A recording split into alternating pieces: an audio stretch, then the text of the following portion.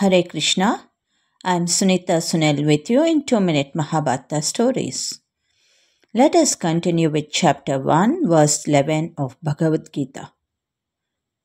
Ayanesu cha sarveshu yatha bhagamavastitaha bhishmamevabhirakshantu bhavantas sarva eva hi. Let us repeat. Ayanesu cha sarveshu yatha bhagamavastitaha bhishmamevabhirakshantu bhavantas sarva eva hi.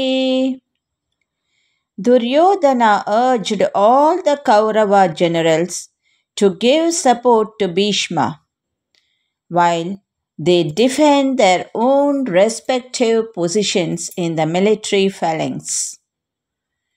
Duryodhana felt this as an advantage and wanted to use it as strength and inspiration for his army. Moral is, ego makes us blind. Before the beginning of Mahabharata war, Duryodhana instructed his main warriors to ensure Bhishma's safety.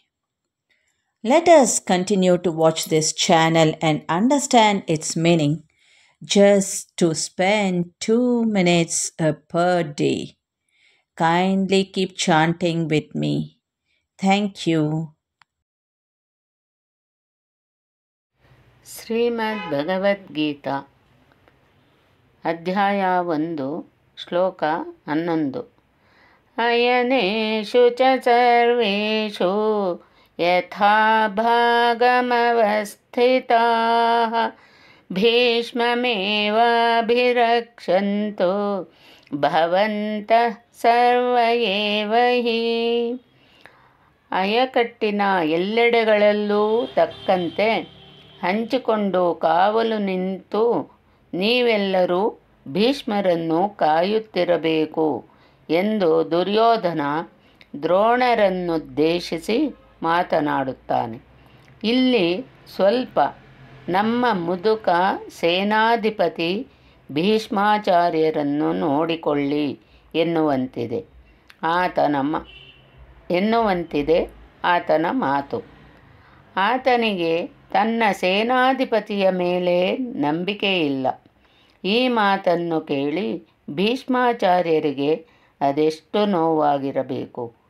ತನ್ನ ಆತ್ಮಸಾಕ್ಷಿಗೆ ವಿರುದ್ಧವಾಗಿ ತಾನು ಹುಟ್ಟಿ ಬಂದ ಮನೆತನದ ರಾಜಾಜ್ಞೆಗೆ ಬದ್ಧನಾಗಿ ತನ್ನ ಅಂತರಂಗದ ಇಚ್ಛೆಗೆ ವಿರುದ್ಧವಾಗಿ ತಾನು ಪ್ರೀತಿಸಿದ ತನ್ನ ಮೊಮ್ಮಕ್ಕಳ ವಿರುದ್ಧ ಹೋರಾಟಕ್ಕೆ ಪ್ರಾಮಾಣಿಕವಾಗಿ ನಿಂತಾಗ ಭರವಸೆ ಕಳೆದುಕೊಂಡು ಮಾತನಾಡುತ್ತಿರುವ ದುರ್ಯೋಧನನ ಕುಹುಕ ನುಡಿ ಅವರಿಗೆ ಎಷ್ಟೊಂದು ನೋವನ್ನುಂಟು ಮಾಡಿರಬಹುದು.